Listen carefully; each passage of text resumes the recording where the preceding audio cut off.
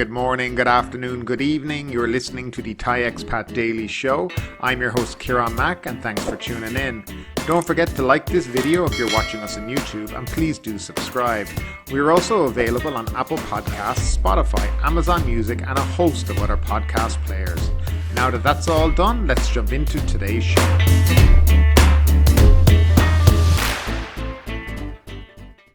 And we will start off with the nationwide COVID-19 report. Thailand logged 5,775 new COVID-19 cases and 11 more fatalities during the previous 24 hours, the Public Health Ministry announced on Thursday morning. The Centre for COVID-19 Situation Administration said in the afternoon briefing that the 11 new fatalities were between the ages of 37 and 90 years old and included one Myanmar national and one of an unidentified nationality. The 5,775 new cases included 5,483 cases in the general population, 77 among prison inmates and 215 imported cases. Of the local infections, 5,223 were confirmed at hospitals and 160 via mass testing. Now, the latest Phuket Provincial Health Office daily COVID situation report has marked 227 new local infections confirmed across the island yesterday, bringing the total number of people recognised as infected with COVID-19 in Phuket since April 3rd to 20,712. So as you can see, there has been a big jump in the COVID cases here in Thailand, approximately about 2,500 to 3,000 cases since yesterday. So I think we are going to start to see increases now in the next 7 to 10 days, basically because of the New Year activities around the country and the lack of control, I guess, by public authorities. I think it's come to be expected. Throughout the world, this has happened, really. I mean, you have these New Year's celebrations, the Christmas celebrations, and you expect to see an increase in cases after that because it's human nature to go out and enjoy yourself over the New Year's and try to forget about all these things that have been happening to us over the last, 18 months or so. And starting off with the first story of the day, crypto traders subject to 15% capital gains tax. Profits from cryptocurrency trading are now subject to a 15% capital gains tax, according to a source from the Finance Ministry. The ministry recommends investors identify their income from cryptocurrencies when filing tax this year to avoid legal penalties. In 2022, all taxpayers who gained from cryptocurrencies, including investors and mining operators, are subject to a 15% withholding tax, while digital asset exchanges are exempt from such duties. The Revenue Department planned to strengthen its surveillance of cryptocurrency trading this year after it saw significant growth in market size and the value of the digital asset market in 2021, the source said. The department has the authority to collect taxes from cryptocurrency trading as profits from such activities can be considered assessable income under Section 40 of the Royal Decree amending Revenue Code No. 19. The co-founder and chief executive of Zipmex Thailand said many questions remain about how to calculate profits, including whether a gain from a price increase as the US dollar strengthens is considered a profit, he said. Tax methods and calculations should be more concise, clear and easy to understand. Many people I know want to pay taxes but don't know how to calculate them, Mr. Akalart said. As an exchange provider, Zipmex has been working to develop a system to help our customers calculate profits and losses, but it's very difficult. If the Revenue Department really has such an advanced data analytical system that it can precisely calculate gains from cryptocurrencies, it would be a great benefit to share it with the industry. Anand Tadiam, a judge on the Central Tax Court, wrote in an article that any traders with gains from the sales of cryptocurrencies are considered beneficiaries of crypto transactions. This gain is assessable income under Section 40 and must be calculated for personal income tax, said Mr. Anand. It is important that once the seller is subject to withholding tax, the profit from crypto transfers must also be filed for annual income tax returns. As such, withholding is not considered a final withholding tax, he said. Sellers can use the deducted tax as a tax credit for a deduction next year under Section 60 of the Revenue Code, Mr. Anand said. And moving along, Thailand's COVID-19 alert level raised to 4 amid increasing infections. Thailand's COVID-19 alert has been raised from level 3 to level 4, with more restrictive measures to be announced in the near future, according to Public Health Permanent Secretary Kiattibhoom Vongrachit. The announcement came as COVID-19 infections jumped from under 3,000 a day over the past few weeks to 3,730 yesterday and then 5,775 today, an increase anticipated following the New Year's holidays and due to the rapid spread of the Omicron variant.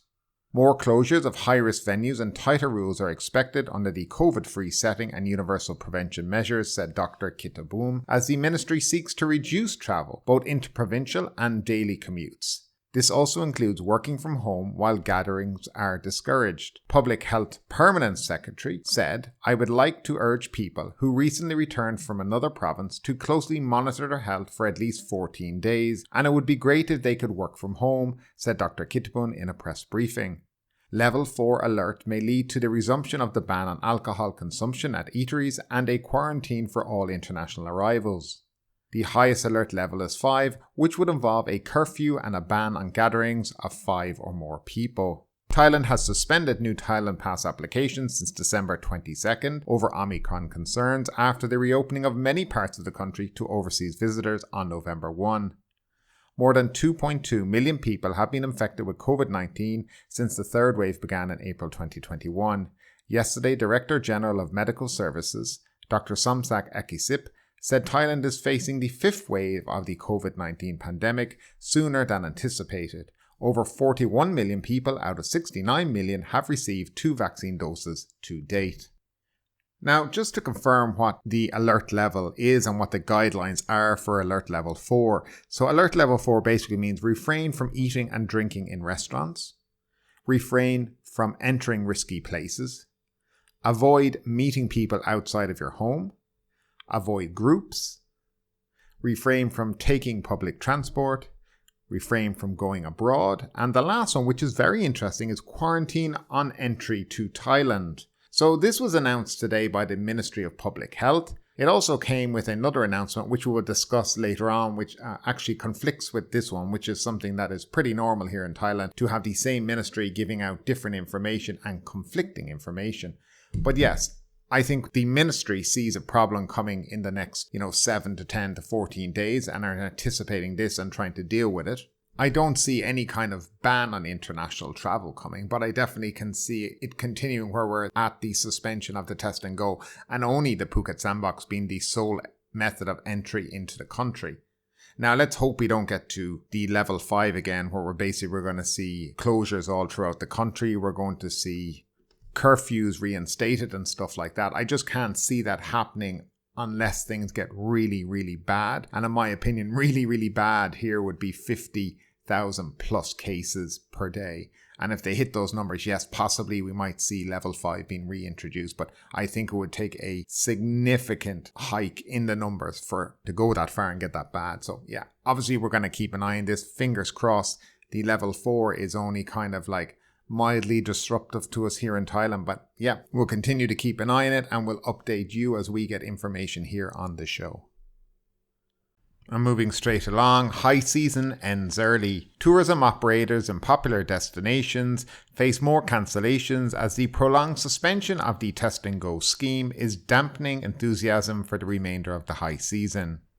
Pongsakorn Ketprakorn, president of the Tourism Council of Pattaya, said around 60% of bookings in January from 36 Pattaya hotels have been cancelled. Hotels have also lost more than 100 million baht, he said. Travel agents in Europe, particularly Scandinavia, have pivoted to other destinations such as Vietnam, Bali and the Maldives, as the Test and Go suspension is likely to be extended until at least the end of the month. The average occupancy rate hit 50 to 60% last year before collapsing to 20 to 30% now, Mr. Pongsakorn said. He said even if the scheme resumes in February, foreigners are unlikely to return until March as they have to plan trips and apply for Thailand Pass, which is a time-consuming process. If more sandbox areas cannot be opened during the suspension of the Test and Go, we might lose the high season opportunity and have to wait until the end of the year, Mr. Pongsakorn said. The cancellation rate in Krabi increased by 30% from the end of December to January, and there are now no new bookings because of the Test and Go suspension and the viral outbreak overseas, said Channaranrat Tiaporn, president of the Tourism Council of Krabi. She said the average occupancy rate is now 20%, but more guests will cancel their plans if Krabi is not included in the sandbox areas. Most tourists have opted for refunds for their plane tickets and hotel room bookings because it's easier than applying for the Phuket Sandbox program, said Ms. Charan Tip. She said the hotel business will hit rock bottom this month with single-digit occupancies rate as seen prior to the country's reopening. Bookings in February and March hover around 35 to 40%. Ms. Charan Tip said hoteliers may not see new bookings in the next 2 months without the resumption of the Test and Go scheme. The president of the Thai Hotels Association Eastern Chapter said the government could open the Thailand Pass system for tourists to pre-register under Test and Go. Tourists should be able to plan their trips and enter the country later when the pandemic situation improves, which is a better option for the industry than cancelling their plans, he said. The average hotel occupancy rate for Pattaya in January will not exceed 30% because of weak tourism sentiment, said Mr. Pisut. A viral surge in Chonburi also worsened the situation for domestic tourism as hotels receive more cancellations. He said his association is amassing 5,000 rooms to act as hotel isolation or hospitals in order to help curb the infection rate.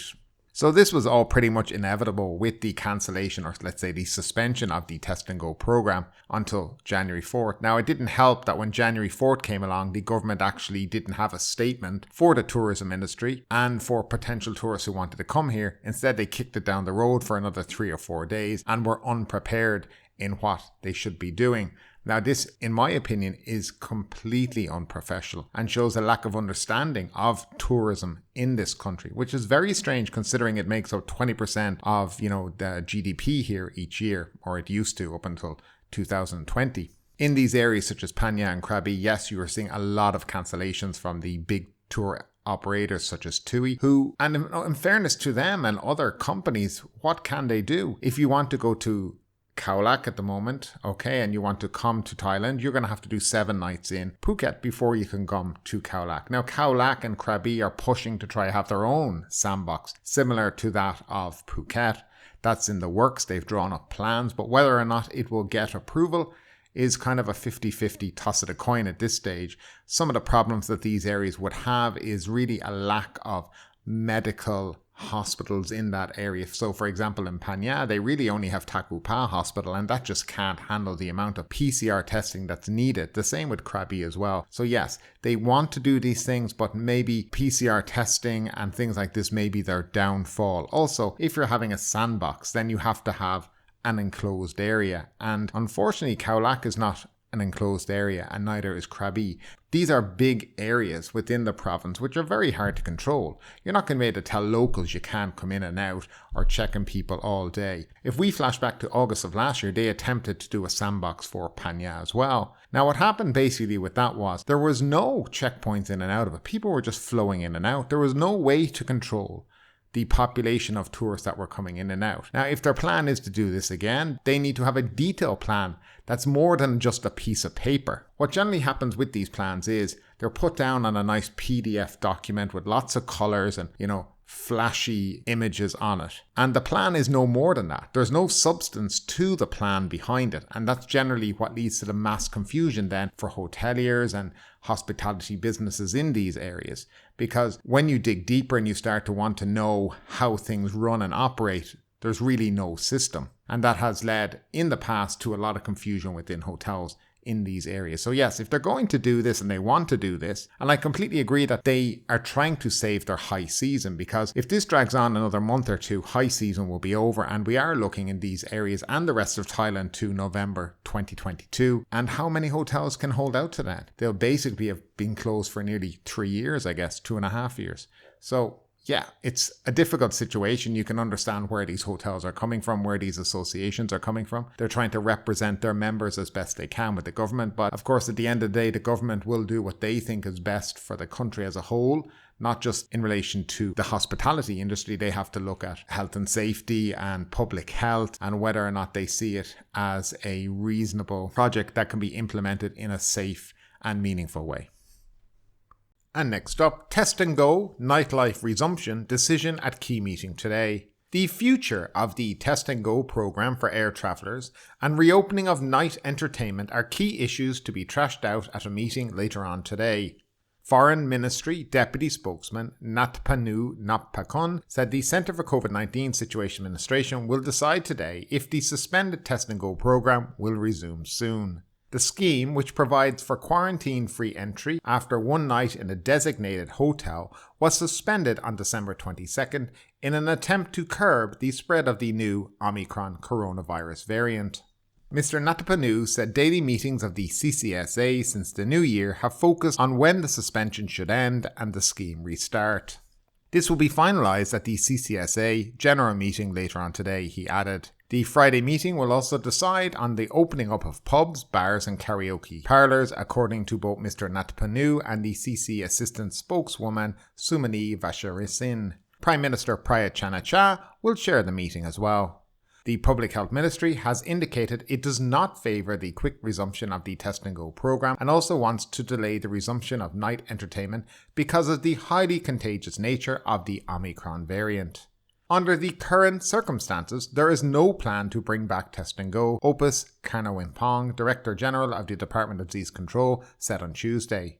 The Public Health Minister, Anutin Charnvirakul, said on Tuesday pubs, bars and karaoke shops should not be reopened after many COVID clusters during the holidays were linked to gatherings at places serving alcohol beverages. The government has already ordered all entertainment venues, including karaoke parlours, closed until January 15th due to the spread of the virus. Meanwhile, deadline for arrivals under Thailand's Test and Go scheme may be extended to mid-January. Public Health Minister Anutin Charnvirakul said today a proposal will be made at the CCSA meeting whether the January 10th deadline for foreign tourists with the Thailand Pass to enter the country through the Test and Go scheme can be postponed to January 15th. He made clear that it is not possible to extend the deadline to February or April, as suggested by some tourism business operators, explaining that the government is focusing on quality tourists, not on the numbers. The Public Health Ministry said he could not say for sure whether lockdown restrictions will be reimposed to cope with the rapid surge in COVID-19 infections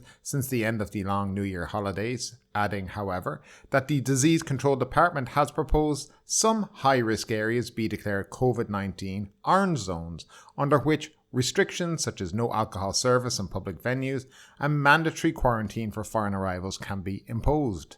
Regarding the increase in the COVID-19 alert from level 3 to 4, Anutin said it was not unexpected in light of the rise in the new COVID-19 infections since the new year. He said that the extent of the growth of new infections would become clearer in the next 7 to 10 days, but said that he believes the number of serious cases will not climb as rapidly as the new infection rate.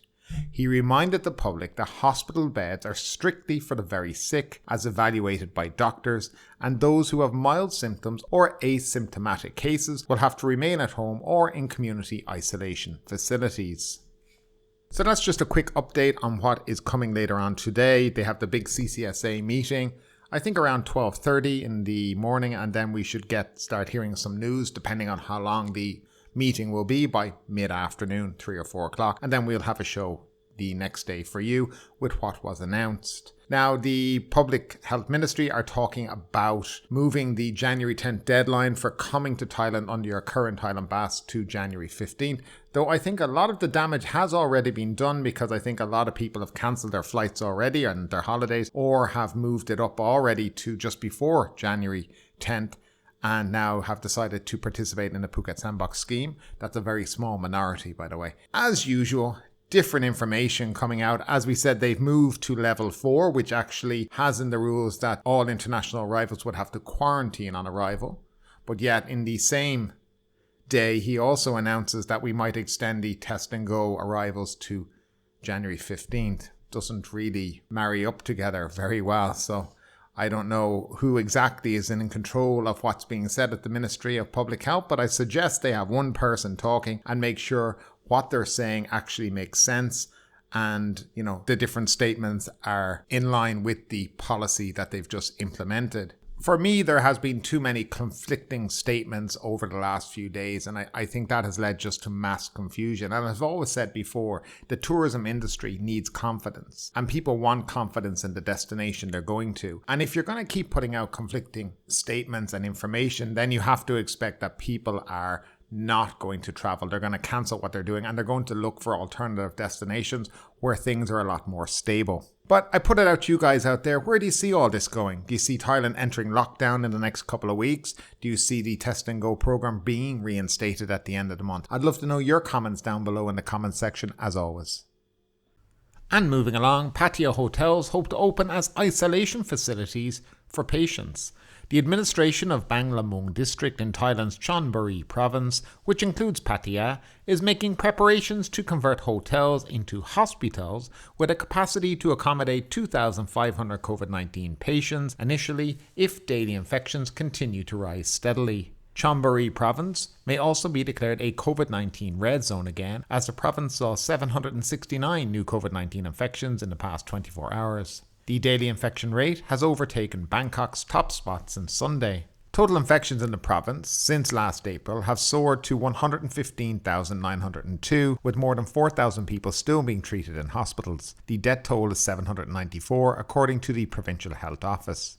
The office said that most of the new infections have been linked to pubs and bars in Pattaya and Bang Sen, which were allowed to operate as eateries to ease the hardship caused by prolonged closure. 23 new COVID cases linked to Pattaya's eateries have been reported in the past 24 hours, raising the total number of infected in this cluster to 325. Visitors to Treetown Market in the city have been advised to take 2 ATK tests 5 days apart. And finally, the Phuket news. Governor touts Sandbox version 2 targets key problems to keep Phuket tourism open. Phuket Governor Narongwonsi is targeting a slew of problems in the hope of launching a Sandbox version 2 so that tourism to Phuket may remain open and continue to generate much needed income for people living on the island. More Moderna on the way for 4th booster shots. Budgets have been approved to purchase 60,000 doses of Moderna COVID-19 vaccine, which will be used to provide a 4th booster shot for Phuket residents later this month.